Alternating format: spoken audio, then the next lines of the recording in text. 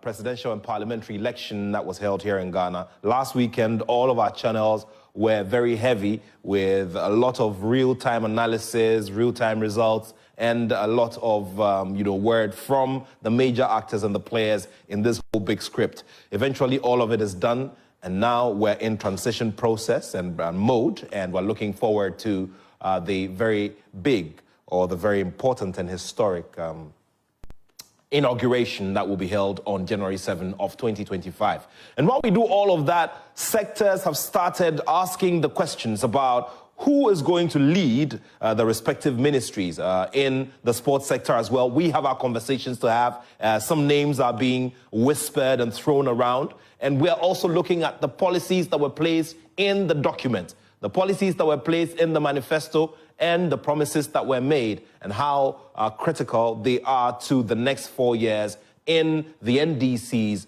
run in government. So would want to understand these more and would want to look at it from a point of view of expectations and how these can be achieved so we can make much more progress. In terms of rating, we've had our own fair shares of challenges as a sector in the country, and this has to do with different aspects of organization of sport. And that then means that there's a lot in terms of work to be done. So today, I'm glad to be joined by the General Secretary of the Sports Writers Association of Ghana, who also happens to be the President of the African Arm Wrestling Federation and Vice President of the global body, the International Arm Wrestling Federation. So Charles Osei-Sibe is my guest for this very important post-election conversation here on the JoySports Link on Joy 99.7 FM. And once again, it's big greetings to all of our friends who are joining us from different parts of the world, bringing you this very important conversation as we look ahead to the start of government business on January 7 of 2025. Charles, good to see you. My pleasure, Toki. Papa Toki. I think one of these days we need to reorganize and go on a Toki Lala trip. Toki trip. Details we'll have to talk about up there. Charles, good to see you. The last time I heard of you and Swag, you were sending a congratulatory message to the president-elect, John Dramani Mahama, and his vice, who now is a history maker. Beyond that, there are loads and loads of, issues to discuss. But just before we get into the conversations, just yesterday we heard not so pleasant news of a friend in sport, a friend who was very key and particular in the area of security and, sports tourism, the former CEO and founder of Bamet Travel and Tours, Alhaji Ahmed Bando. He was part of the very important security detail that led the Black Queens to their very first World Cup, passing on. Very unfortunate news indeed. Well, I got the news myself, and I was saddened by the news. I wasn't surprised because for some time now, he hasn't been too strong. For like 4 years, he's been bedridden, and he's been trying to battle whatever he was faced with. The last time I heard from him, he placed a call to me. I was out of the country, and in the last 1 year, he's been trying to rebuild his travel and tour business because at some point it went bad. So he tries to call friends to come help him or give him business to help him sustain or rebuild the Bamet travel and tour business. That was the last time I heard from him, and when the news came this morning, I was so saddened. Bamet was a friend to the media. Bamet was very, very active. He opened up to almost everybody who came into contact with him. And almost every journalist probably might have benefited from his benevolence. And I feel so sad to hear this news. It's just unfortunate, but Bamet went too early. Well, very sad. May his soul rest in peace. And we trust that his family would have some closure and, they would get the blessings and the mercy. I'm sure because he's a Muslim by now. Of course. They would, in accordance with Muslim. Later they would organize for their dua and other things, Yeah. and then we'll meet with the family to commiserate with them. Very well, very well, very well. Well, let's get into the conversations now. And there were loads and loads of promises, loads of them during the period, from the independent candidates through to the established political parties, the two giants. And now we're here, we're done with the election, and Ghanaians have spoken. Now we need to start looking at our specific sectors. We already have an immediate assignment in the Super Clash, which is happening at the Baraya Stadium tomorrow. They say sports brings everybody together. Let's see if the Super Clash can give us some good proof of that, long-running philosophy. But let's now stick to it. I'm sure that you have key areas of development. And before we go into the document, key areas of our sports that you'd want to see us focus on.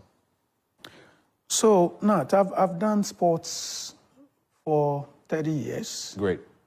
As a journalist and as an administrator. Very well. So I think that, and I've studied sports management too. So I think that whatever I say should be taken seriously. Sports is on my heart. Sports is all I've done throughout my life, even though I've done other studies. But I am sports. So every institution or every politician who wants to take sports seriously should try to listen to what we say.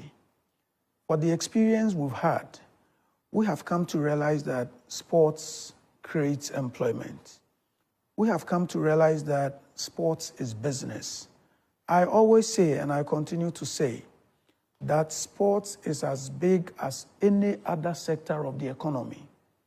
So I will equal sports to education. I will equal sports to health. I will equal sports to any other sector of the economy.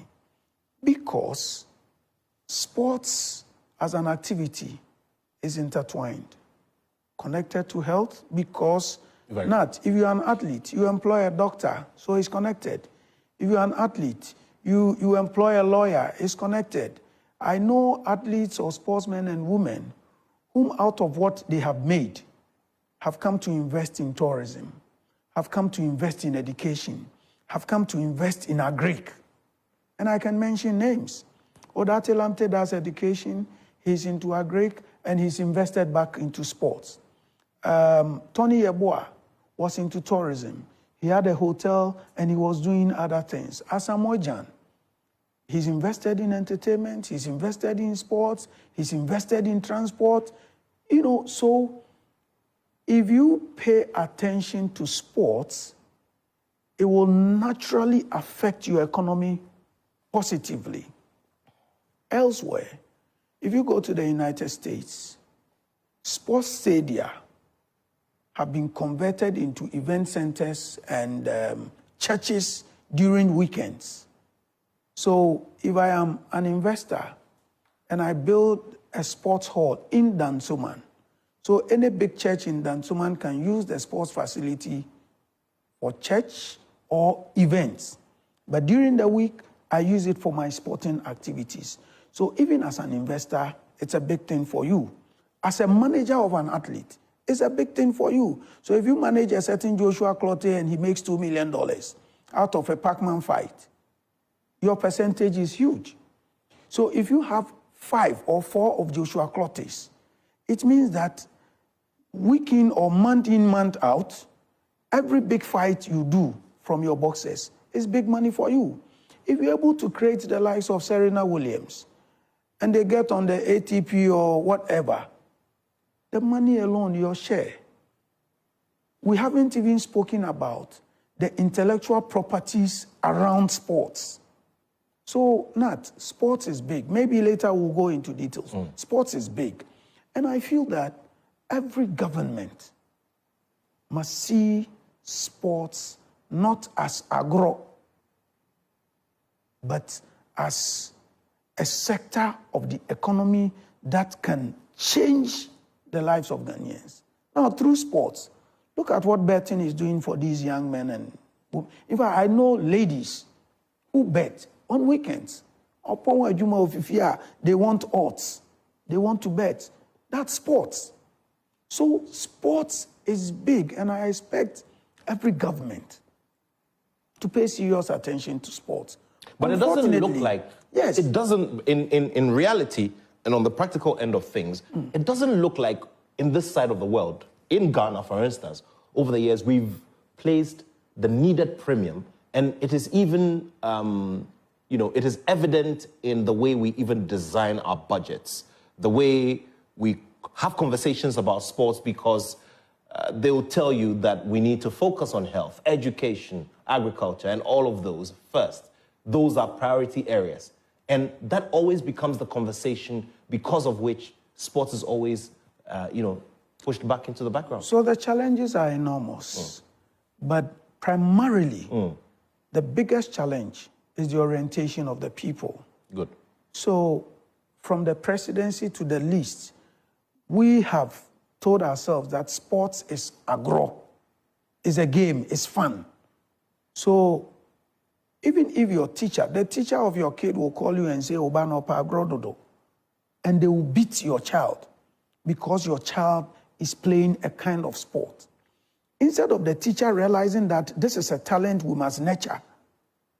Not, you're a journalist, you do sports, you eat sports, but I guess you haven't even encouraged your kids to do sports. So it's a major problem.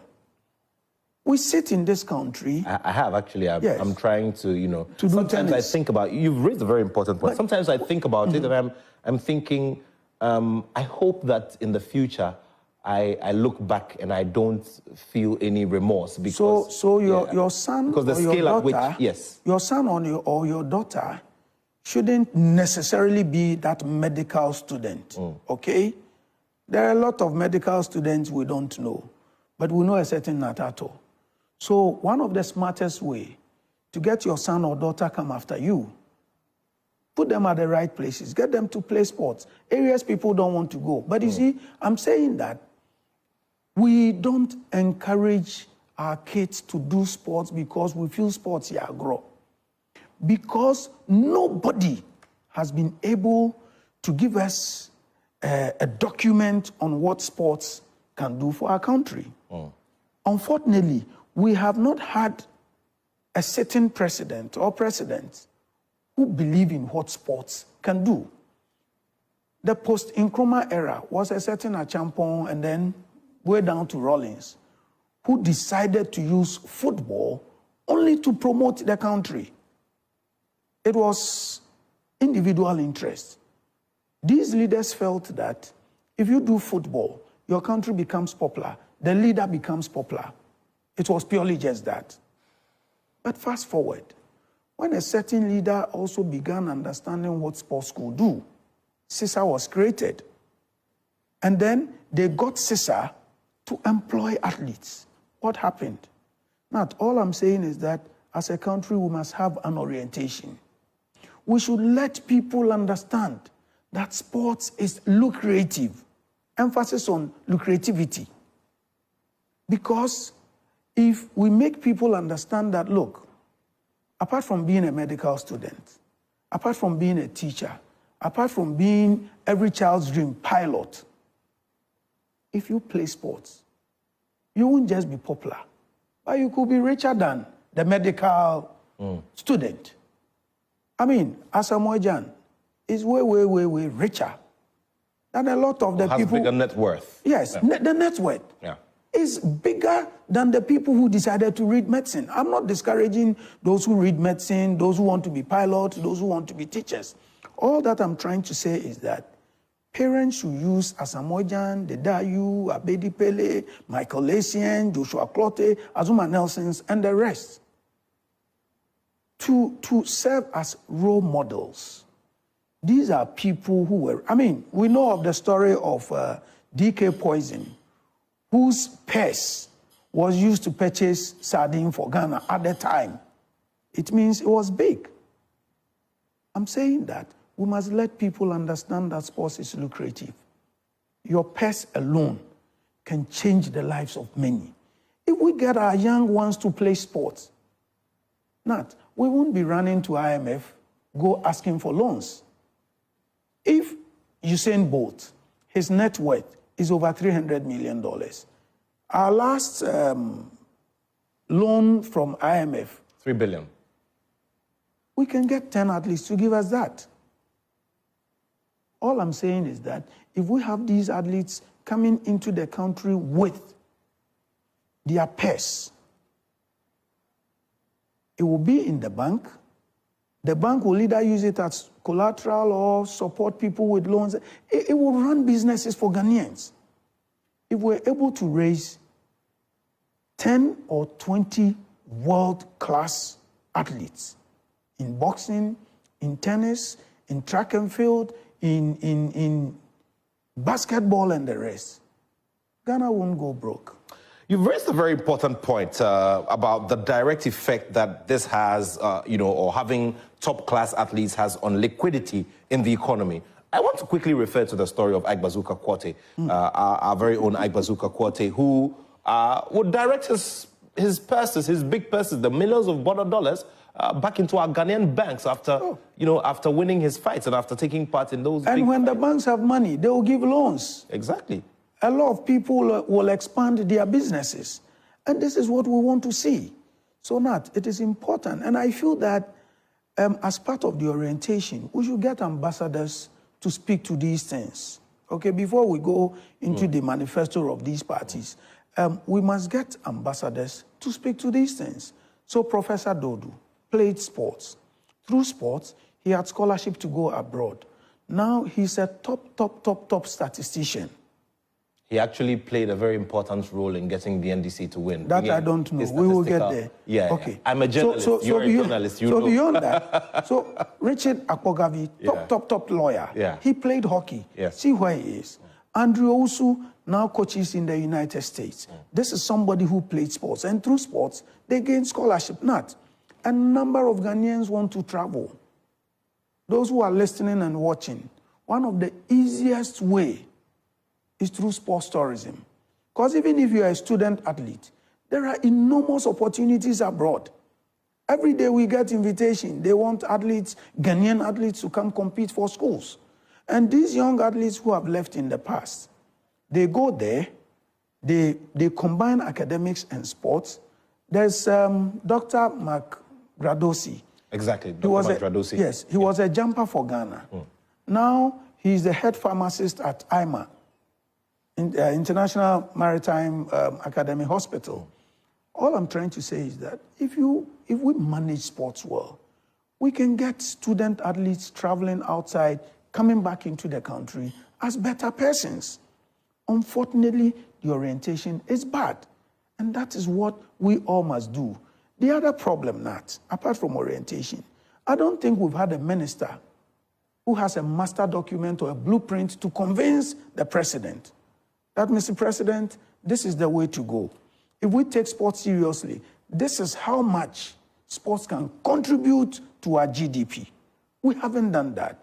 I'm sure once we sit to do that, Uncle Nat, a lot of things will change. I maintain that sports is as big as any other sector of the economy. The overemphasis, look, there are young men and women who complete universities. Today, for instance, a young lady I don't know, I don't even know where she got my contact. She plays a distress call. She was weeping on the phone that she needed a job. She's been unemployed since 2021 when she completed university. But Cadman didn't complete Legon. He traveled abroad. He's not a champion there. He can decide to continue his life there. The small cash he gets, he brings them back home to support his family. We have a lot of student athletes. In America, once you complete high school or college and you play sports, you become a pro. So instead of having the rate of unemployment go up, why don't we create athletes prepare them to become world champions, so that after university, either in Ghana or wherever, they become pro athletes. I'm saying that people graduate from uni every year in Ghana, and the unemployment rate keeps going up. Yeah. Why don't we encourage people to play sports? Currently, there's inter-halls athletics ongoing at the University of Ghana. And from my experience, what I saw, the athletes I saw, I feel like are athletes who want to start athletics from Legon. These are not athletes coming from senior high or junior high. Very well. But in the past, you and I know that when PE was good, the Form 5 schools, in fact, the sixth form schools will be chasing the top athletes. That's true. From the Form 5 schools to come compete for them. From sixth form, the universities will be looking for the student athletes. We were in this country when government and politicians decided to break that link. So these days, you go to senior high, you're able to do sport only for 1 year. So you don't get the best from the student athlete. You go to uni, you don't pass, you are fired. Unfortunately, we don't have any arrangement to manage student athletes. Because not, as you know, as far as talent is concerned, all of us cannot be academically good. But how do we manage those who are good academically, those who are not good academically? How do we manage them? It's about talent. And how do we manage talent, whether sports, music, whatever it is? How do we manage? We don't have any proper plan to create talents that will, in the long future, bring cash into our system. We don't. And I feel that all of us must come to the table to have a change of mind. I will not insist that my son or my daughter should be a nurse, a doctor, a teacher, an engineer, or whatever. I'll look out for the opportunities elsewhere. If the person loves keyboard, I will encourage. If he loves sports, I will encourage. Music, entertainment, encourage them. Otherwise, the unemployment rate will continue to grow and we can solve it. Interesting thoughts there. Well, if you're just joining us, this is the JoySports Link on Joy 99.7 FM, the post-election edition of the JoySports Link, and it's also streaming live on YouTube. Greetings to all of our friends who are joining us from all over the world. You know what to do. Just send us a message, +233 55 11 11 997, +233 55 11 11 997. Send in your messages and bring us what your thoughts are as we try to look at how we can get sports going within the bigger agenda of the National Democratic Congress's rule as a government led by His Excellency President John Dramani Mahama, who will be sworn in, God willing, on January 7 of 2025. Now, what we are looking at doing here is trying to break down all the policies that have been listed in the major policy document in the manifesto, and just trying to see which areas can be immediately achievable, so we can all start moving forward and start, we'll hit the ground and start running. So send in your thoughts. We'll be glad to have them. And of course, I'm here with Charles Osei-Sibe, who is the General Secretary of the Sports Writers Association of Ghana, and also the President of the African Arm Wrestling Federation. More to come here on the show as we take a look at some of the areas which we could go back to, or some of the existing schemes or existing blocks within our sports development that we can go back to pick. I'm very interested in the Security Services Sports Association, SESA, which Charles Osei-Sibe has mentioned. We'll go into it before we start picking the key points in the manifesto. But right now, I'd just like to remind all of you that big things are happening with the multimedia family. You all do know that on the 26th of this month, it's going to be the biggest family party in the whole of West Africa, the biggest outdoor party, and that is the Joy FM family party in the park, and that will be at the Ebri Botanical Gardens. And I'm going to pull Charles along. We'll be in the Daddy's Corner. My favorite place is the Daddy's Corner. But of course, later this evening as well, there's the Festival of 9 Lessons and Carols at the Labadi Beach Hotel as well. And then early next year, probably just around the time the inauguration is held, we'll bring you the 90s Jam. So there's so much to look forward to here with the multimedia family as we, make you feel the love in the air and the unity and the peace that this season brings. Well, now let's talk, before we get, into the policy documents, let's now talk about some of the things that we probably have left behind and could easily go back to. CESA. Sometimes I look at our history and look at what CESA has produced for us in terms of a big base of talent for our national teams, big base for recruitment for our national teams, and how it also goes to heavily contributes to solving the unemployment problem that you spoke about. Now, CESA is not as vibrant as you'd expect it to be. And we need to go back to CESA. And we need the security services to redesign it and okay, so I'll start from CESA and then we come down. I'd have loved to start from the bottom, PE. So please remind me, we'll talk about the PE project. Now, CESA, for instance, like I said earlier, was an innovation by a certain leader. And it didn't just encourage participation of sports by Ghanaians, but it also created employment for young Ghanaians who wanted to play sports. What CESA did was that, whether you went to the university or not, CESA realized that between the college or high school, between high school and uni, a lot of people dropped out who were good with sports. Unfortunately, either because of grades or financial challenges, could not pursue to the university level. So CESA had to absorb young student athletes. So they gave them employment, then they gave them the opportunity to play sports at that level. Now,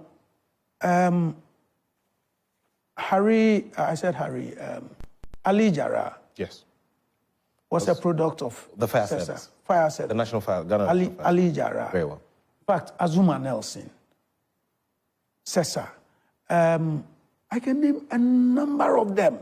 Even a number of our footballers came through CESA. There was Kagdi. He did CESA. Vincent Esuman, who was doing work, CESA. Eric Nkansa was with prisons before he traveled. Look, a number of them. And in those days, Nat, so the SEPS, now GRA, GRA division, the SEPS division of the GRA, recruited a number of athletes. I remember when Monica Chum completed Tema Secondary School, Tema School, she was recruited by SEPS. Helena Rapa was with SEPS. Veronica Bewia. Those times, all the ladies who were doing 400, 200, and 100 meters for Ghana were either from SEPS or Ghana prisons. And then the men were from immigration, fire service, and SEPS. I remember the 4x400 meters national record is held by the squad from Ghana Immigration Service. Those days, I remember there was Nathaniel Mate, Nathaniel Adomako. One is in Italy now, one is in the US now, but the rest are coaches today. These security services will deliberately go to Interco and Supazo and recruit the boys to come work with them. So somebody like Aziz Zachary, he was with Emmett. Just before he got out of Emmett, he was employed.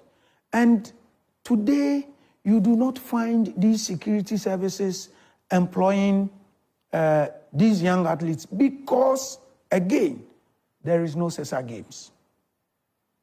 In the past, every year, there was CESA Games. And it was the reason for which you would find security services recruiting athletes from the schools. So they will recruit for hockey, they will recruit for volley, they will recruit for basketball, they will recruit for athletics, they will recruit for boxing. But these days, no CISA games. Because we are told there's no budget. And I feel that the Ministry of Interior must set some money aside to encourage these CISA games, all work and no play. In fact, when the officers play sports, it makes them active. Unfortunately, there is no plan between the Ministry of Youth and Sports, between the presidency and Interior to ensure that we are able to play CISA. Now, if we play CISA every year, the security services will recruit.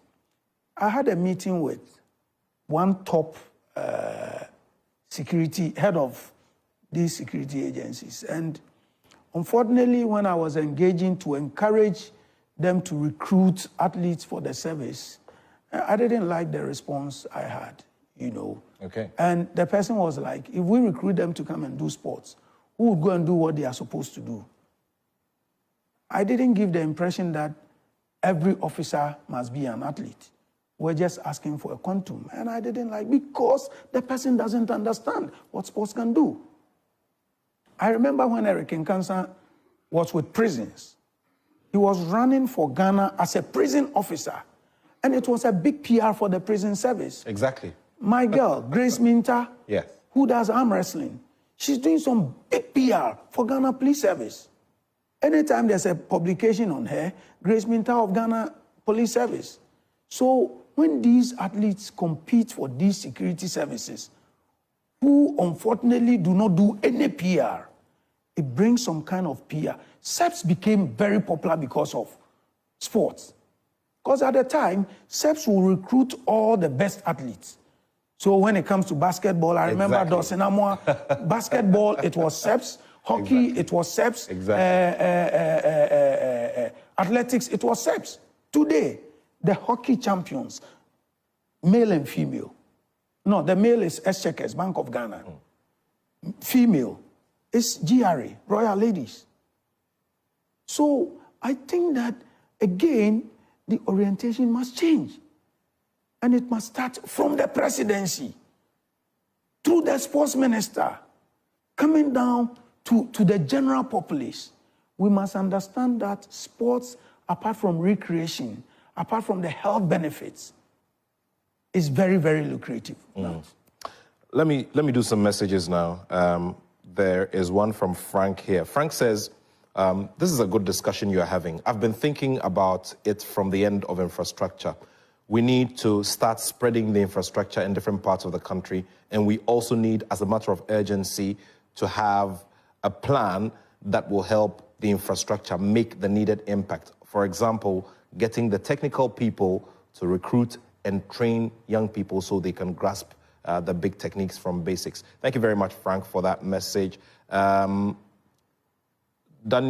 Yeboah. Daniel Yeboah says, I do hope that in this new administration, sports can take center stage, because we do realize how difficult and how tough it is to accept that Ghana is not taking part in the Africa Cup of Nations in Morocco next year. Nana Kweku has sent this one, and it reads, we need to also take a look at the policy for basic school sports and second cycle institution sports all over again. Like your panelist has said, we can only start it from there. If we go to the top and start recruiting from the universities, there is a very high possibility that we may not get good athletes that have that can also have longevity. Thank you very much, Kweku, for that one. Now, another one from Ebo Intifo. Ebo Intifo says, I listen to these manifestos after every 4 years, and it doesn't look like we make any meaningful changes. The sector is heavily underfunded, and that always shows in the results that we get. We need to reorganize ourselves as a matter of urgency. Thank you very much, Mr. Intifo, for that message. So these are some of the messages that are coming in from there. So there's another bits that I always talk about when we have such conversations. And I've been talking about this for I don't know how many years now. Charles, the bit about research, you know, detailing and ordering that we do specific research with what first of all, we need to have a good valuation of the industry and know how much it is directly or indirectly contributing to our economy, based on which we can start making a case. Because at the end of the day, when the resources are scarce and we want to make a claim for a certain portion of it, then we need to make a case that if you give us this, we can generate this for you, you know? And that is where, I mean, in the past few weeks, because of the electioneering process, a name like Musa Dankwa of Global Info Analytics has been all over, you know, especially because he did research and he got everything spot on. Anyway, let's get into that element. So, again, I would want to come back to school sports. But the research, I remember some few years ago, the Ministry of Youth and Sports, either under Esiama or, I think under Esiama, put together a team to see if we would be able to get the contribution of sports to Ghana's GDP. Very well. This work has started for so many years, and I don't know what happened to that. Rex Dankwa was involved, Dr. Owusu Ansah was involved. I also know that the Football Association also tried putting a document together to see how much contribution football brings. And I believe Dr. Kwame Banriakun was involved in there somewhere. Yes, GDP. It is not as if we don't understand or we're unable to do this. It is because we don't believe in you, so we won't even listen to you. So irrespective of the research sports will do, or the research we will do to convince government that, look, this is the way. Take advantage of it, like Botswana is doing now. Nothing good will come from that space. We should be able to put numbers. Now, numbers. Very soon something will happen. The numbers, head count of people around sports alone can make you win or lose elections. And that is where we'll be getting to. Exactly. If you don't get things done right, we will get the numbers around sports to get you out of office. And we are coming together strongly. The second area is numbers as in quantity, cost, and value. That if you invest $10 million in the qualification of the Black Stars to a World Cup, this is how much directly can come in. Because we have gone into a World Cup, we have come with $9 and $18 million. How much we invested in that, I don't want to go there because investment wasn't done properly. But if it was my business, I won't invest $20 million and bring in $8 million or $9 million. I won't do that. We can decide to be modest, quality investment, and the return will be big. The return will not just be in value as cash, but tourism. Exactly. The very moment your national team or any athlete gets to that level, it promotes the country. So where is Ghana? What is in Ghana? What can I find in Ghana? It brings people into the economy. So that is the way we should be going. Ghana qualifies to the World Cup or we go to the Olympics, and globally, I remember the last, is it Commonwealth Games or the Olympics? We had this female jumper, Nadia Eke or whatever. They went on the streets of Birmingham and they were dancing, and it became a global content. International TV, international media were showing these videos. It went viral. We didn't pay for it, but our athletes gave us that international mileage. I remember I went to an event in Austria, and I met a German guy. In fact, Supersports took me to Austria. I met a German guy. It was, I think, Euro 2008. And then we exchanged contacts. During the 2010 World Cup, I had a deal. Because Ghana was at the World Cup, the company the guy works for couldn't come to the World Cup, so they had to contract me, and I made some dollars. Good. All I'm saying is that let's begin to put numbers. How much employment will sports be able to create that will take pressure off central government?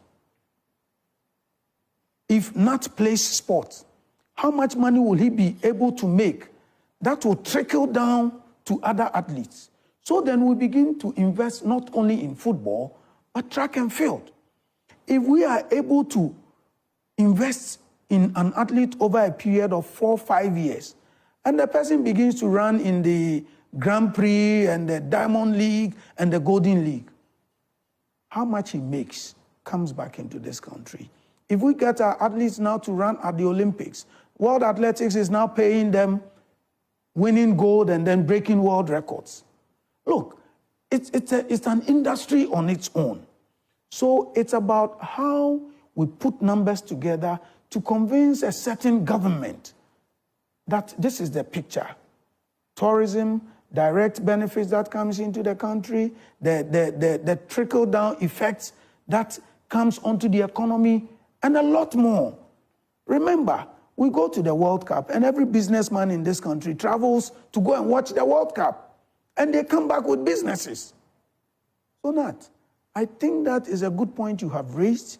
We must find people to put numbers together and convince government that if you want to encourage sports, sports can take off about 5% of your unemployment rate. Burden, yeah. Burden. Sports can take off, or sports can bring so much into the economy. And this is the numbers we must put together. If we're able to do that research and the government buys into it, I think it will work.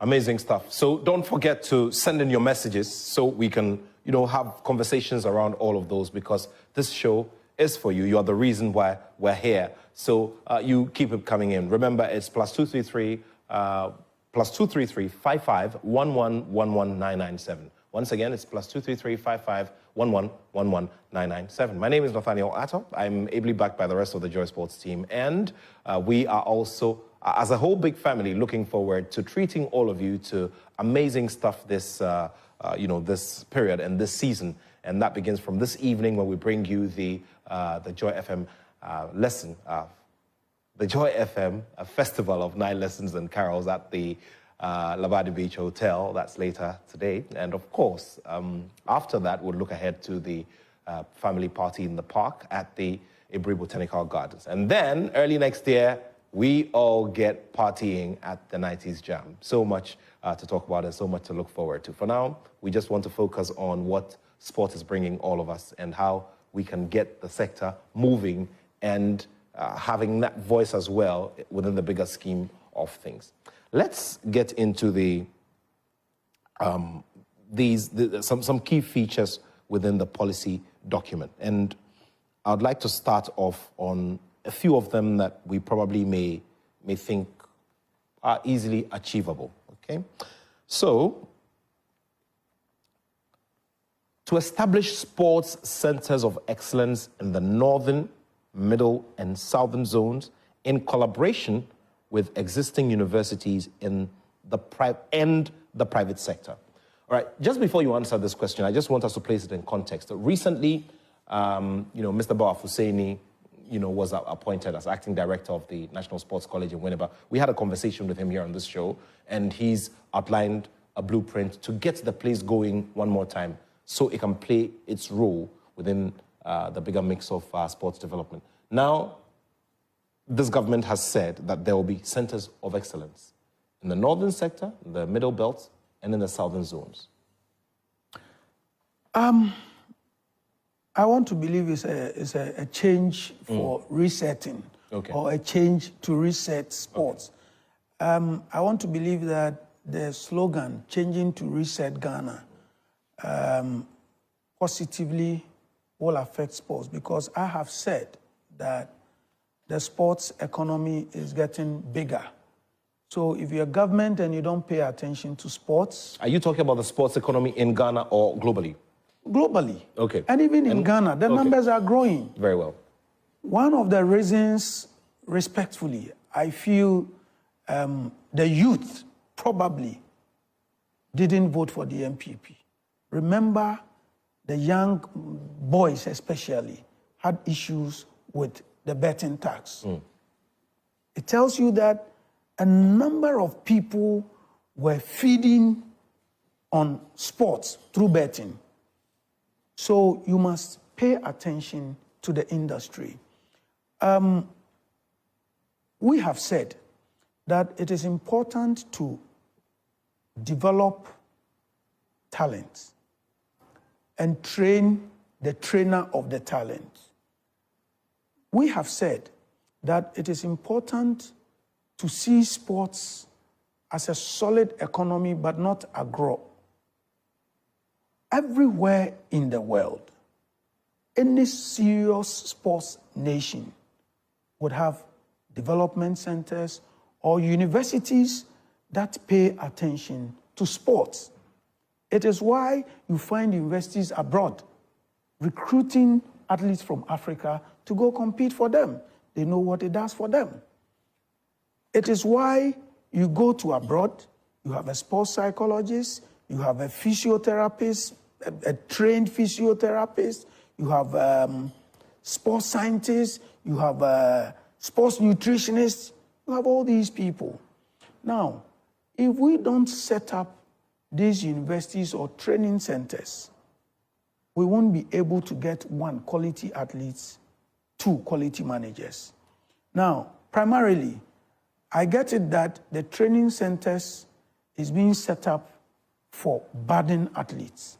But beyond that, we should look out for the training of the trainers. We should look out for the sports doctors, those who do sports medicine and all, so that it becomes a whole institution on its own. We shouldn't set up training centers like the way we have handled Winneba. We only camp athletes there. But it is important for us to ensure that all these training centers will be able to keep young and budding athletes over there for 2-3 years. So they get all kinds of training, including studies. Athletes must be taught how to write. They must be taught how to understand contracts, even in school.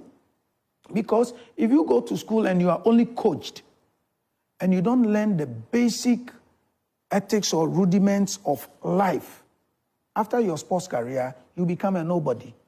So indeed, we must look at our comparative advantage. If Ghana is good in boxing, or let's say if boxing is in southern Ghana and northern Ghana, we set up training centers to ensure, for boxing, to ensure that in Accra and Tamale or Kumasi, we have a training center that takes care of boxing. So in doing this, we must look for our comparative advantage, because you cannot take hockey to, you cannot set up a training center with hockey in, let's say, the northern region. It won't fly unless you want to aggressively develop hockey in the northern region. So it will be good to have training centers to be responsible for athlete development and training of the trainer. But we must take into consideration our comparative advantage. Let us look out for the sports we do well in, so that when we set up these training centers, it won't only be for Ghanaians, but it becomes a source of revenue or business for Ghana government. So that if we have set up an athletics training center and our athletes are doing well, then Kenya, Nigeria, and the rest will bring their young athletes here to the training center, and Ghana government will make some revenue. And it's not only training, but then it also becomes a place for camping. And I want to use the example of the Right to Dream Academy, who are a private entity. They set up in, the eastern region, behind Akuse. Yeah. And now, I mean, the franchise and the portfolio, the business portfolio has grown such that very big. They now own FC North Zealand. FC North Zealand are back in town. They were here 2 years ago to have their pre-season training in Ghana. And who would have ever thought that a European club would come to Ghana to have preseason training. I went there, I watched the training, and it was amazing. And so for us, if we have a quality training center, you would be able to find world-class athletes coming into Ghana to train. Because these top athletes occasionally would want to move away from certain weather conditions. Very well. And because we have a good weather condition, a number of athletes would want to come into Ghana to come and train. Top athletes. Boxer, track and field, judo, taekwondo. So we must have these things done quality, not targeted at only Ghanaians. But like you said, people can have training camps here. But top athletes and countries can enroll their athletes here. About 5, 8, 10 years ago, there was a training center in Senegal. Ghana, we took one athlete there. There was a training center in Mauritius. That's where Margaret Simpson and the rest started from. In fact, Margaret, throughout her life as a heptathlete, stayed in the training center in Mauritius, and see what Margaret became on the continent. She made that training center popular, and a number of athletes all over from the world went to Mauritius. What we're saying is that it will not be a bad idea. What that will do for us, it will give us quality athletes to choose from. As I speak with you, Nat, we do not have athletes across board. Boxing, zero. Athletics, yes, we are trying our best, but it is not as we would wish. Tennis, zero. Name the disciplines. But if we get so conscious about developing athletes, if we get conscious about training the trainers, and we have quality trainers, sports will be bigger than it is today in Ghana. Well, if we get very conscious about training the trainers of trainers, then sports will be bigger than it is now in Ghana. And I would want you to also bring, some more of your thoughts in here. I want to also focus on one aspect of it, which I believe is one thing that probably is already in motion. And that has to do with, providing scholarships for promising sports talents and collaborating with private sector to establish sports academies. So the element of, these scholarships is something that exists already at the second cycle level, I believe. And even at the tertiary level. I want to speak to the establishment of sports academies. Partnership with private sector will be very key. But again, we must let the private sector understand that sports is business. Otherwise, nobody will be interested in setting up a sports academy, but not a football academy. I've told you what tennis can bring. I've told you what boxing can bring. So yes, we must have that orientation to encourage the private sector to set up sports academy. Otherwise, the training centers for now, if we want to do the two together, fine. People must understand what is in it for them. Otherwise, you end up setting up the private person to do the sports academy. Not, if I don't understand, if I don't believe in it, I won't be encouraged to set up a sports academy. So if you go to the Accra Sports Stadium now, there's a young man, they call him Roger. He does something for tennis. Good. Roger Crawford, he's a former national player. Yes, he does something for tennis. Very well. And I feel so happy. He's a promoter. He promotes, and he... So because he has played tennis and he understands and knows what is in it, he's encouraged to do this. Apart from the business aspect of it, he does this with passion because he's played before. So we must encourage the private sector to understand that sports is business, and that is... And talk about that, I also throw back to the Magdan Open tournament. Magdan has been doing tennis, yes, for so many years. And I remember the last time we organized a major one, it was a $15,000 rated tournament for prize money for ITF, and it was amazing.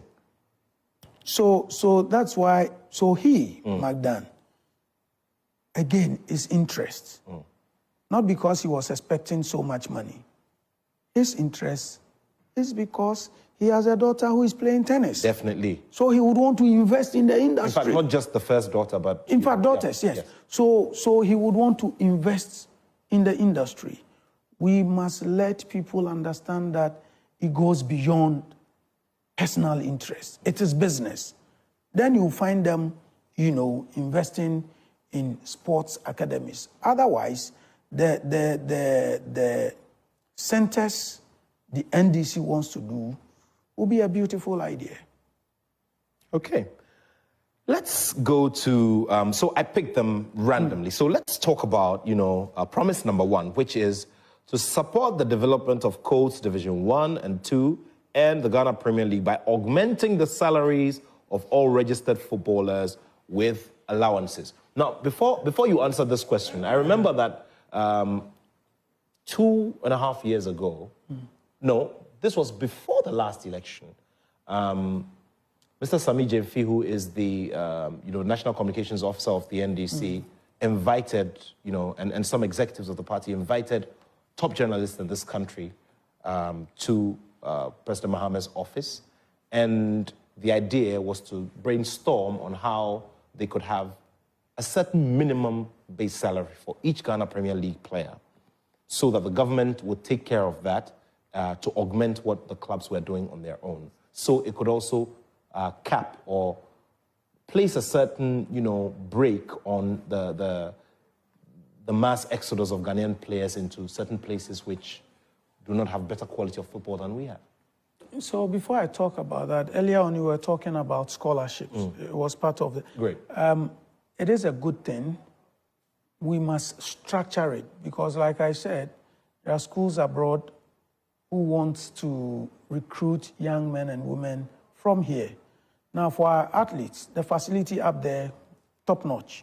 So it's good for them. But you see, charity must begin at home, okay? If Accra Academy cannot offer a student-athlete scholarship, why must we focus on something abroad? I feel that the government must make a conscious effort that every school, every year, the senior high, each school averagely will student intake first years, the minimum or the least will be around 500. Exactly, that's true. So you say 10% of the 500 must be student athletes. If you're able to do that, then you encourage sports participation. So they should either be student athletes or athletes on scholarship. You mark it on the wall. If you decide to give scholarship to student athletes, every student would want to go and play sports because they know that they will eat free, they won't pay fees and all that. Back in the days, if you went to the boarding school, there was always a table for the athletes. The athletes. And they were taking all the best meals. Exactly, that's true. They were treated specially. So it will not be bad if we consider scholarships not for abroad, but here. Insist, direct the schools. And it brings me back to the earlier point I raised, that PE must come back. Good. PE must come back. Whether the NDC government likes it or not, PE must come back, Nat. If we're able to bring PE back, if we're able to encourage scholarship or student athletes to enjoy some freebies, every student will be encouraged to go and play sports. Let's come back to you talk about PE, so you are making. Okay, go on. Okay, good. Now let's talk about PE because this is related. We've chipped the top a little bit, and that is promise number 6. It says upgrade the University of Education Winneba Sports College into a modern national sports university, offering training programs in sport related medicine, science, and sports management and administration at campuses around Ghana. And I believe that PE is one very key element in the programs that should be, on offer here at the National Sports College. But if you train the people at Winneba, who says PE teachers are still not being trained? They are being trained to become coaches for senior high. But PE on the academic calendar is off. What I'm saying is that on the academic calendar, if we'll be able to teach French, which is not our language, on the academic calendar, if we'll be able to teach certain subjects which are so irrelevant to our lives, why can't we fix PE back on the calendar? If indeed we want to take sports to the next level. Because, Nat, during PE, young athletes develop, or a talent is unearthed during PE. Because you go to PE, today on your PE schedule is hockey. Another time on your PE schedule is table tennis. So by so doing, the PE tutor or teacher begins to identify special talent for certain sporting disciplines. By the time you realize, he has his team for hockey, he has his team for basketball, he has his team for table tennis and all. That's why I feel that the best developmental stage is at the school level.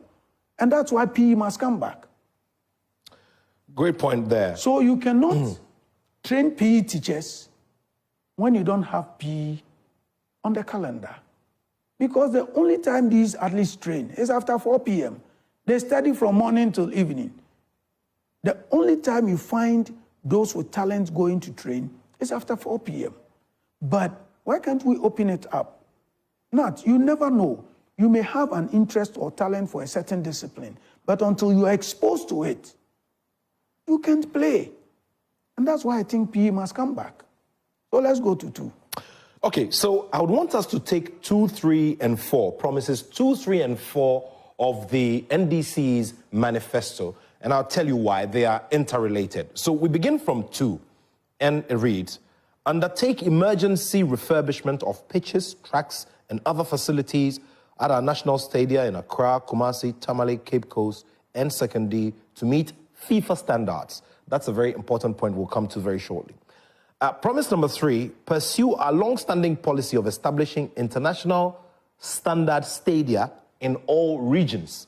And that's also one that has to be built on because we have something that has been done by the government that is going out of administration.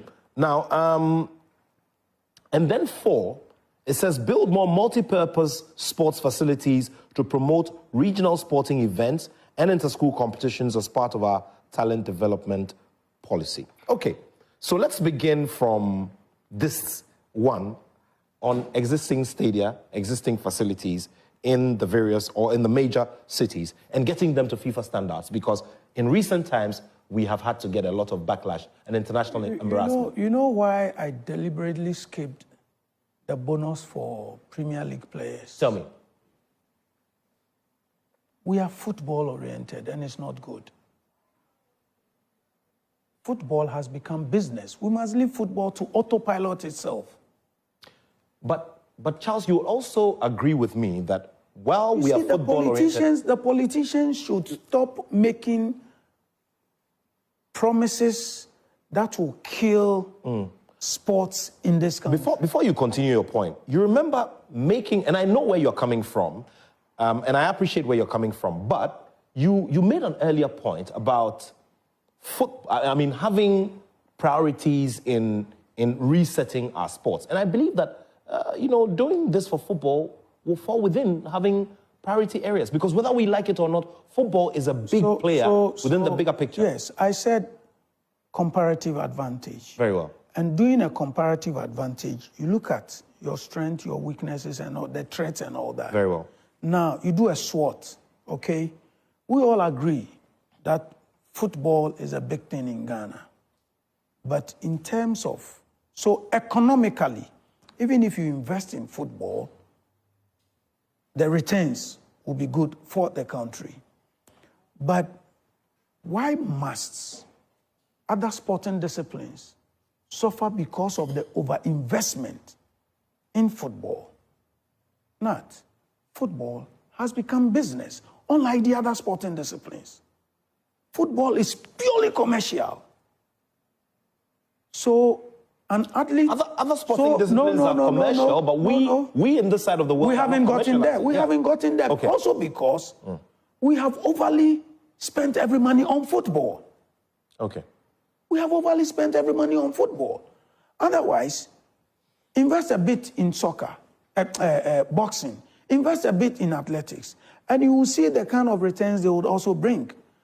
The challenge now is that people have registered their teams as limited liability companies.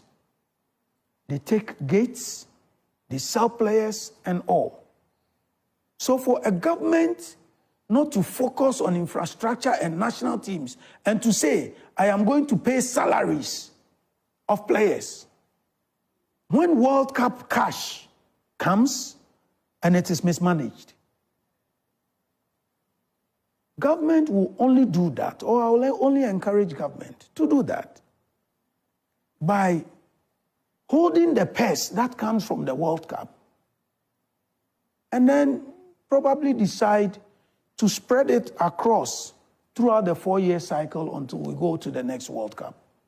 Otherwise, if the World Cup proceeds will come to Nat alone and he will take $100,000, others takes $100,000. If I invest over $20 million, qualifying matches, operations, supporter groups to go to a World Cup, and we come back home with $14, $15, $9 million, and it is shared among certain actors or players, you think if it was your business, will you run such a business? If it was your business, will you invest $20 million in the World Cup campaign? Now, 8 million comes, instead of taking it back to where you took it from, knowing that the next 4 years you are going to play another qualifier, you don't take it back. And then you give it to certain actors to enjoy. For me, it makes no sense to me. I think that we must be prudent in what we do. But coming back to the substantive issue, if we do the analysis and we think we must invest in football, I don't think we must invest in club football. Government can even consider prize money instead of supporting salary of players, because it has become business for those who run clubs in this country. But let us focus on national team camps. Don't you think that this planned intervention, don't you think that it can also help in retention of talent in a certain way? We're in this country, I think, post at least or we're pre-COVID, solving the problem gradually. Post-COVID, we sat in this country, and the government gave 100,000 cedis to Premier League clubs. What happened to the other federations? They don't play sports? Or the footballers are better than the other athletes? Well, there was some 500 cedis per athlete that was also done. How long? How long? How many athletes benefited? How many athletes benefited? Could we sustain that project? Uncle Nat, all I'm saying is that let us pay equal attention to our topmost sporting disciplines. Let us give them equal investment. Sometimes we hold them to it. We give you 100, give us your program. We give you 10 cedis. If at the end of the year you account for the 10 cedis and the results is good, we give you more. If you don't give us the required results, you go out and then the next federation comes. I feel that if indeed we want to do this, look, Nat, let me make it simple. Apart from infrastructure, look, we have some infrastructure already. I'll be very happy to see the government do sports centers, but not astroturfs. The astroturfs, you go and they are locked. People don't even get access to the astroturfs. The astroturfs only beautifies the community. They don't get access to it. But astroturf is for only football or events in the community. If you do a sports center, currently as we speak, we have one young girl from the central region, Nasira Kwansa. Nasira Kwansa is an athlete, but she has no facility to train with.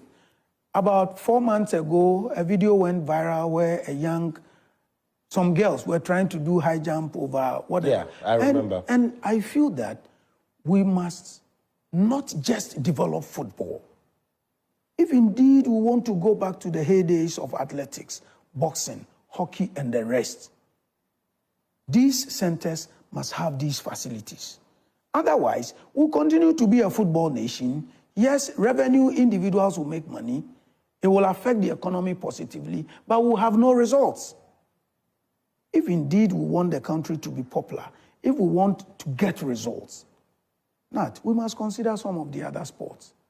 I won't begrudge government if government wants to invest in, let's say, prize money for the leagues, but to pay cash to footballers, I beg to differ.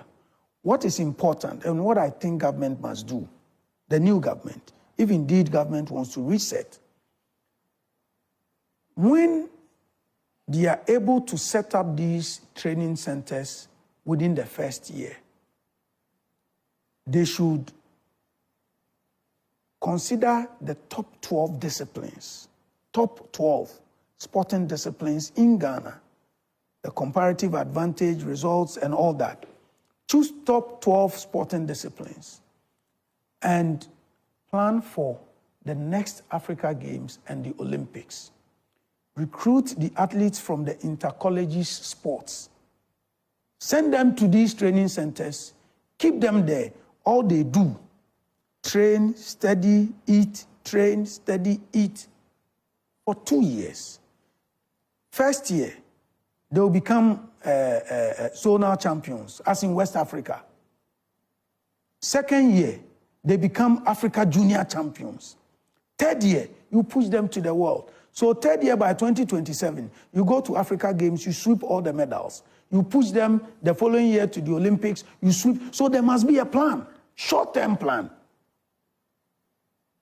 This government, the next 4 years, the short-term plan is that begin to prepare athletes for the next games. That's all Ghanaians know. Go out there and give us results. Everything technical you will do will not be enough for us. But when our athletes go out there and they perform and they give us results, that's what makes Ghanaians happy. So if you put up all these facilities and you don't consciously work on talent development, you'll get it wrong.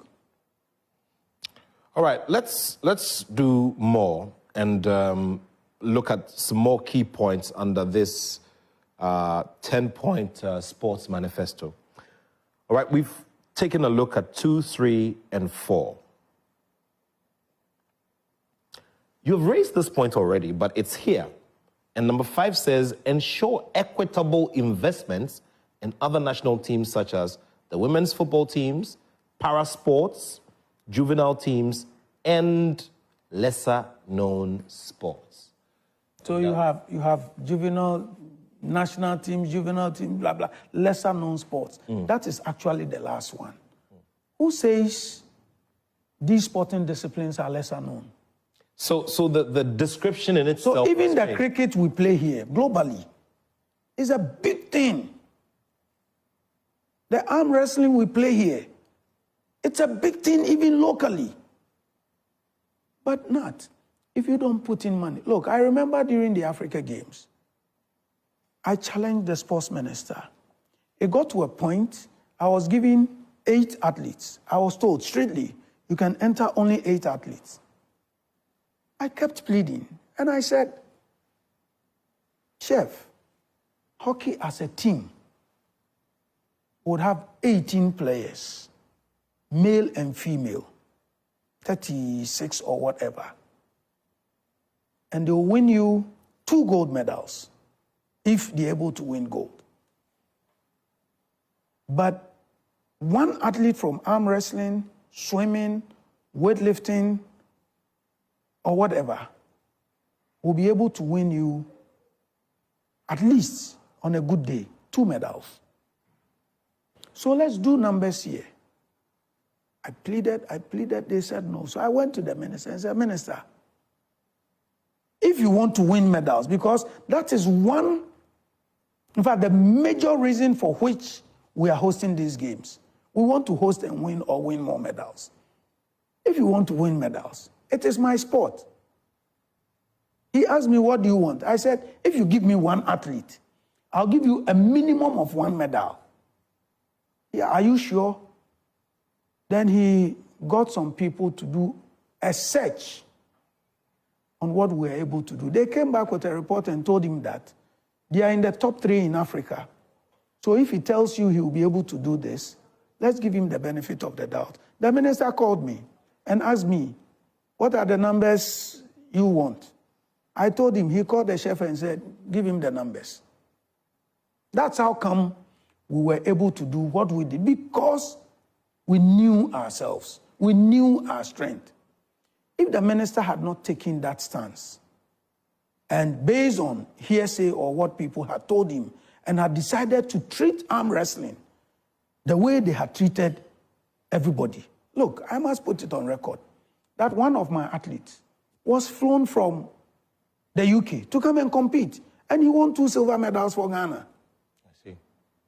If arm wrestling had been treated like a lesser-known sport, I'm not sure today we'll be bragging about the feat in the Africa Games as we're doing today, but for arm wrestling. So, please, it is important for us to play equity here. It is very important. We shouldn't say that because Ghanaians love boxing. How much investment didn't we do in the year under review in boxing, getting them to qualify for the Olympics? So we should pay attention to our top sporting disciplines. And we don't have to wait until it's time for competitions before we invest in them. No, I didn't wait till Africa Games before I started. By the time Team Ghana started preparing, I was 2 years ahead. We were 2 years ahead. And that is what the orientation we must have. So, Nat, this document is talking about equitable distribution, whatever. But they must make it happen. There is nothing like lesser-known sports. It's less funded. The government of the day always have refused to invest in them. Recently, some young men went to Turkey and won some skateball tournament. Yeah. Young guys from badminton traveled out of the country, and sometimes the stress we go through to get these teams to travel. Nat. I know. The stress you have followed tennis and boxing, so you know. All we're saying is that what is good for Nat should be good for CSCB. Yes, comparative advantage, results-oriented and all. But please, you cannot give 1 million to Nat and give us CSCB either nothing or 10 cedis. It is just unfair. For some of these federations, all they need is small cash to organize competition to prepare the athletes. Small cash. Unfortunately, it doesn't come. So if indeed they have captured it, I don't want them to capture that as lesser known sports. It is not. All right, so greetings to Dr. Fred Awah. Dr. Fred Awah is, in the academia, and he is a co-chair of the Manifesto committee that worked on this document, the Sports Manifesto Committee. And he was on the show some months ago, if you'd remember. And we're throwing the focus on the NDC's manifesto document, obviously because they have won the election and they are assuming office very shortly. So we'd want to look at these areas and which ones can be easily achievable and attainable in the short term. Let's also take a look at this one. Support, this is promise number 8, support national athletes more consistently to compete internationally and develop post-competition careers and pension schemes to cater for national athletes. Well, I will be very excited if the president-elect, when assumes office, he would put an office or officer in charge for this project. It's a beautiful thing, and I always have discussed life after football. I have discussed support for athletes and all that. yesterday, our athlete Azamati, needed some support letter to be able to train somewhere. Nat, I have said that in the last 2 years, assuming we have been able to support these young athletes, would have gone to the Olympics and come out very good. But a number of them are out of school. They've completed. And once they are out of school, they don't get support from the school. When they are in school, there's accommodation, monthly stipends, and some small things because they're under scholarship. But once they go out of school, what they must do is to survive. So they get to work to be able to eat and pay for the accommodation. So I remember I was putting together a plan for athletics. And my proposal was that a number of our athletes are US-based. So pre-competition, what we can do, the support you are talking about, what we can do is to put our top athletes on the budget of Ghana Mission, irrespective of where they are. So if our athletes are in the United States, our top 10 athletes, you put some small budget in there for the athletes. So at the end of every month, they'll be able to take about $500, or they'll receive about $500 from Ghana Mission, either to support their accommodation or training. Beyond that, when they're on break, the Ghana Mission should be able to rent a whole apartment for all our top athletes. You keep them there, they train, they eat and sleep. They train, they eat, so you camp them there. This government, I feel, must have an officer in charge of this project. Otherwise, it will be a manifesto promise. All right. We are looking forward to, seeing these. No, but to get all these things to work, beyond your sports minister, you must put officers in charge of these things. Otherwise, it won't work. It will be a manifesto promise. Very well.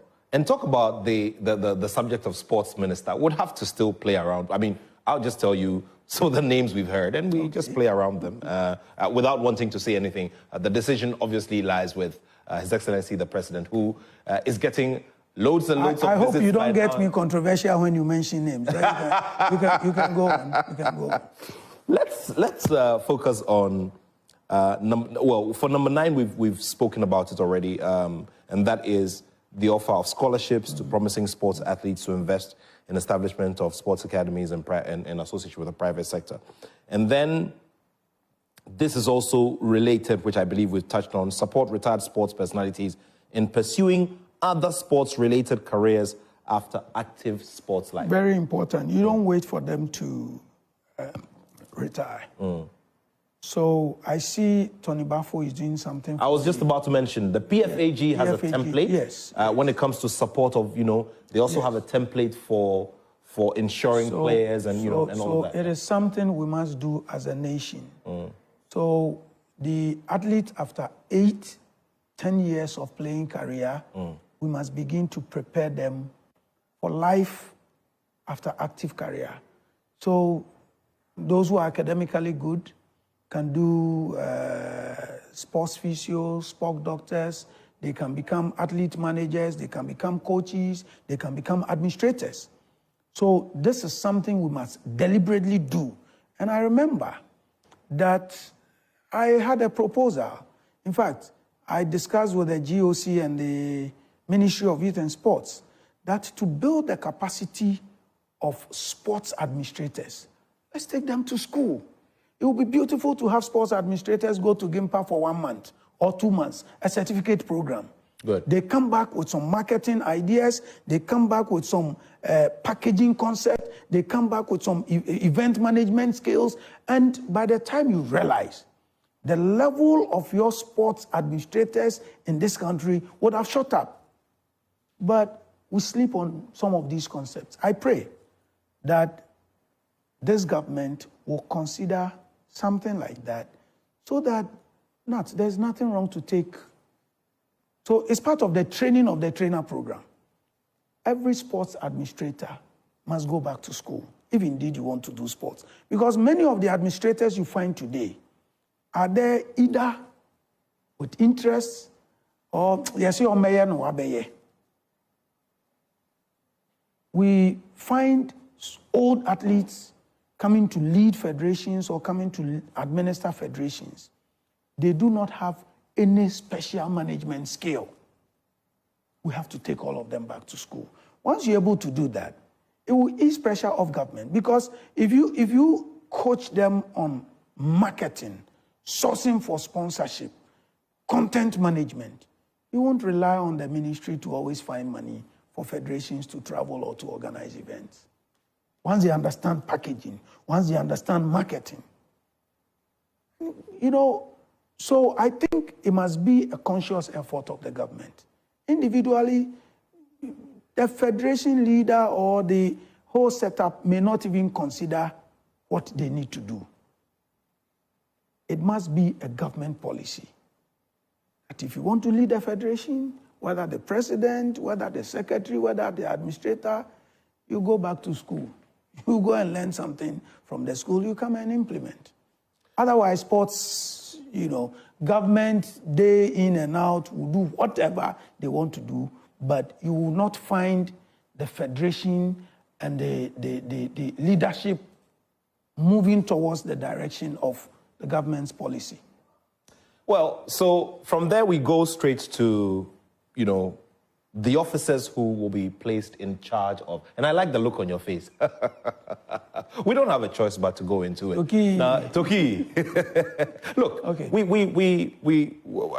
on various platforms, and our friends in the media have already started putting some names out, and we know sometimes what the motivation behind putting certain names out there is for. What we are concerned with on this show is just, look at all of these names that are flying around and look at what advantage or so that they can bring to the job. For instance, I've heard former sports minister Nilante van der Poel's name. He is, going out as a member of parliament of the Ododo constituency. He served 10 months, had a very, very short stint as youth and sports minister, had loads and loads of issues with the Ghana FA because he wanted a certain level of change. He was the best prepared, looking at his CV and all of that, making a return. What are the advantages we could get from there? And then we also hear Honorable Kobna Mensah Woyome, who has been a torchbearer for the NDC in the sports sector in Parliament because of his, because of how vocal he's been on issues and all of that. Served on the Committee for Youth and Sports, and he is also, he lost his primary, so he's not returning to Parliament, but he's an experienced hand. What do we do? I've heard these two names fly around. And also, they talk about bringing in the youthful bite. And then you have lawyer Edem Agbana, who is now a new member of Parliament, will be sworn in soon. And he actually served on the Youth and Sports Committee. So I know by now, until something happens, the president-elect knows who his sports minister is. Sure. But in resetting Ghana, you need a number of things. Tell me about them. And we should be careful who we choose to lead sports, otherwise we'll get it wrong. I've heard people talk about experience. Okay. And I think experience is key. I've also heard people talk about how poor comebacks are. So we should be careful we don't go for an old person to come lead sports. But I would be very happy to see a super experienced person. The first two names you mentioned, Woyome hasn't been a sports minister before, but he's been a gentleman. He's been a cool MP in Parliament, and where he's been sitting, minority for sports, majority for sports, back to back. Yeah. So, and a lot of these concerns and sports challenges have gone to his desk. So he would have some experience. out of the engagement he's had, both in opposition and both in government. So I will be fine if he's considered. Neil Ante van der Poel, I don't think he would want to be a sports minister again. Otherwise, Neil's experience dates way back, not as a sports minister, but his relationship with sports in general. Very well. He's played sports at the university level. He's administered sports. Been a promoter. He's been a promoter and all that. So Sure. he's done boxing, weightlifting, football, athletics. He's done a lot of things. So, and again, based on the experience he had, I think Neil Ante was on the right path when he became the sports minister. I think he was on the right path. But many felt he was making the government unpopular because of some of his actions and his decisions. So it is the reason people, even currently, interviews he's granted, already people feel they have become a target of Neil Ante. But I think Neil Ante will also not be bad. I don't know the other names coming up apart from lawyer, but I would want to go for an experienced person because you have a short time to reset. To reset. And we've mentioned, and over here as well, you're looking at the substantive minister and the deputy as well. If there will be a deputy. Well, and because we get indications that President Mahama is looking at having a smaller size of government. So, well, let's see how things go. I mean, we've mentioned Dr. Fred Awa, who played a very key role in putting together this document as well. And sometimes, So if the president wants to consider a deputy, yes, but Dr. Fred Awa, we may have to look at his background. Just leading a sports manifesto document doesn't make you fit to administer sports. There is also this argument about, and of course, I mean, he's had some history with sport from, from early years, the second cycle level and all of that. But it depends on what now, the president point wants I was making, to do. Sometimes. Yeah, before you go on, point I was making is, at the end of the day as well, is an administrative job. And sometimes what you need as well is a very good technocrat, your chief director. Good. To feed Yes, I agree. So like I'm saying, it depends also on what the president wants. Good. Okay? Sometimes you need a quiet but operational person. Good. Not necessarily loud. So you will be able to consider Doc and the rest. Sometimes the president may also need somebody who face the industry. Then you have to go for the person that can deal with all the challenges in the industry. So it depends on the style. Let's be calm, no controversies, and get on the ground to work. He will choose the person that fits. But let's be aggressive. Yeah.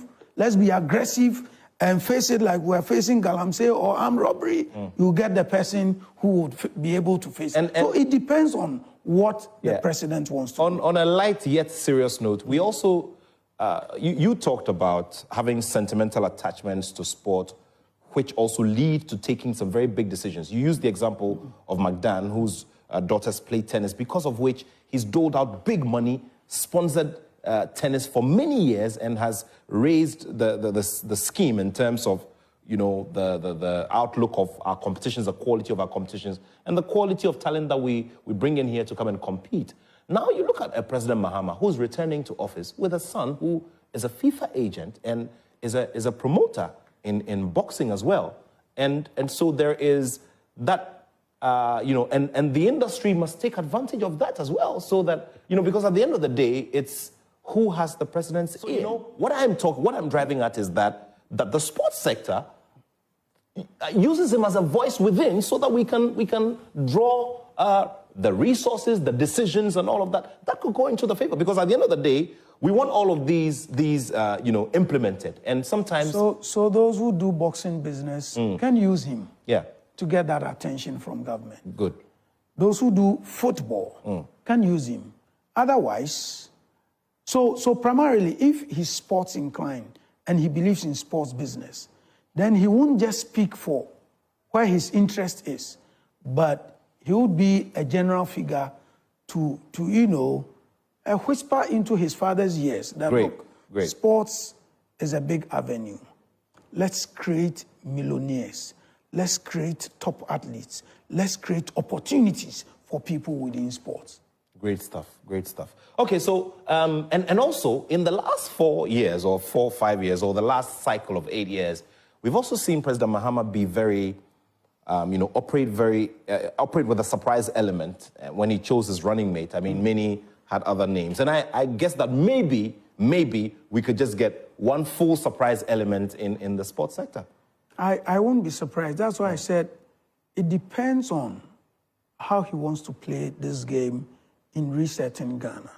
Sometimes you want to go calm, under the carpet, and then you get things to work. So he may not even name somebody you and I know. But believing in the person that he would be able to work. You made mention of the choice of his running mate. I had heard him make a statement about Vice President-elect, even before he considered him as a running mate. When she was the education minister, I had heard the president say that she is the least of his problems. So I wasn't surprised when I heard that the president had chosen her as a running mate. So I'm saying that the president has people around him. He knows who can go in calmly to engage, who can go in calmly to, ensure that all bridges are fixed, who can go in calmly to get the work done. Sometimes it is not the person who shouts the loudest. So it depends on the strategy he wants to use in fixing the economy. For all you know, he may not consider any of the people we see around. So it depends on how he wants to, reset Ghana. Well, let's see how things go. But I'll be happy to see any of the names you have mentioned, except one that you didn't mention. Let's continue. Well, you have to tell me. No, let's continue. Tell me. No, Charles, tell me before we go on to the Super Clash. Which one are you talking about? Which one do you want me to tell you? Well, the one I haven't mentioned yet, because mine is purely based on... No, if you had mentioned, it would have been a no-no to me. But okay, so you'd rather we leave... Once you didn't mention, let's move on. It would have been a Heading towards the final few minutes of the show, we'd want to focus on a few key things before we wrap it up. Ghana Premier League action on today as well. And tomorrow, the big one itself, the Super Clash, where you have Kumasi Asante Kotoko and Accra Hearts of Oak coming together at the Bavaria Stadium. Now, loads and loads of conversations around this game, considering the fact that it's coming in just after, an electioneering period. We're still, and football plays that role again, bringing everybody together, making us forget all for some, the pain and the hurt, and some getting them to continue to celebrate. But hey, the game is here. Asante Kotoko versus Hearts of Oak. They are definitely not in the top 4 of the Ghana Premier League now. So one of the things we have seen being done recently, I think it started with Mr. Abrapia when he was the PLB boss. We started formally, we would always go on break before Christmas. Very well. But these days, within the whole Christmas period, we play games. So that's one good thing the Ketokreku administration has continued. Now, an interesting thing to Sunday's game, the Hearts Kotoko game, is the green and blue bit, whether you like it or not. Okay. There's a green and blue bit. Okay. There's Kotoko blue has green bits. That is the presumption. The presumption. There is. Okay. There is. So it is more or less another game for NDC and PP. I see. So it's going to be tough, but I know that fans in Kumasi would go and watch that game. I don't want to believe that because things didn't go the way others wanted it, they won't go. But even those who were favored by the turn of events would throng to the Kumasi Stadium to go see this game. I've heard people say that Ogum shouldn't be on the bench. They should let the assistant lead the team, because the last time they met in the President Cup, it was an assistant who was able to beat Accra Hearts of Oak in Accra. So Ogum shouldn't be on the bench. I've heard Ouattara also speak about the game, but in games between Hearts and Kotoko. But you and I know that Hearts always have played stronger in Kumasi. They always have played stronger. When the two teams are playing, there's nothing like form guide. Occasionally, form guide will help you predict who is likely to win. But Hearts and Kotoko, we only anticipate a quality game, and I can't speak to who would win or otherwise. But we anticipate a quality game and a peaceful game to climax the December 7th elections. All right, so let's see how things go. Amazing. They always say that once Kotoko and Hearts get into the top 3 or top 2, it makes it exciting. It's true? Yeah, it's true. It's true. I mean, they have the numbers, and once they are up there, then the bragging rights, the challenges, the betting, and all that goes high. In fact, people who do business around games or football, when Kotoko and Hearts are playing well, the watches seller, the ice water seller, the taxi, the paraphernalias, their businesses go up. That's why they would always wish that Hearts and Kotoko do well. So they cannot continue to dominate. The league is not for them, but it is always our wish to see Hearts and Kotoko play well. Okay. Amazing. Because it affects the economy and everybody around these two teams. When Kotoko wins in Kumasi, it's always a big thing. Even Hearts, if they go to Kumasi and they win, it's always a big thing for the Hearts fans in Kumasi. Amazing stuff there. Charles, thank you so much. My pleasure. And we look forward to wrapping up the year well. We've wrapped up the year more or less, and we're looking forward to a successful 2025. Issues of the Black Stars we'll discuss on another date. We will get back into action for the World Cup qualifiers in the first quarter by March, so we'll see how things go. Conversations about the head coach, whether or not he remains, all of that will come up, and we'll be glad to have you again here in the studio. For those of us who play sports or who administer sports, we're only anticipating a quality 4-year term. The last government did something through the Africa Games. We've had some infrastructure, and I speak only about infrastructure. I don't do the politics of sports. This government should build on the infrastructure and encourage athlete development. Because if we have infrastructure and we're unable to have quality athletes, then we can't even bring countries here to come and compete, because we'll always be last. We wish them well, and we hope that in the coming years, Ghanaian athletes in all spheres of sports will be able to go international and win more laurels for Ghana. But remember, what is also important is reward for athletes. Reward for athletes. It must not only come from the central government. Ghanaians must appreciate what these athletes do. Maybe when I come back later and want to wrap up the year, we'll discuss a few things that went on within the year that I feel we shouldn't carry into the new year. Great stuff. So Charles Osei Sibe, president of the African Arm Wrestling Federation and also president of the Ghana Arm Wrestling Federation and General Secretary of the Sports Writers Association of Ghana, sharing my time or sharing our company this afternoon on the JoySports Link here on Joy 99.7 FM. The big highlight after this afternoon is the Festival of 9 Lessons and Carols from the Labadi Beach Hotel. I trust you'd enjoy it. It's going to be live right here. So I trust you'd enjoy everything that comes from there with the performances and all. And of course, the lessons that will be read to us by some key persons within corporate Ghana and friends of the brand. All right, thank you so much. Thanks to the whole crew here, my lead producer, Benaya Elom Dafiamepo, and the rest of the Joy Sports team. God willing, we'll be back next week, Saturday, to bring you another Joy Sports Link. You stay well, and have a wonderful weekend. My name is Nathaniel Attoh, and I have love for sport. .com or dial *714*2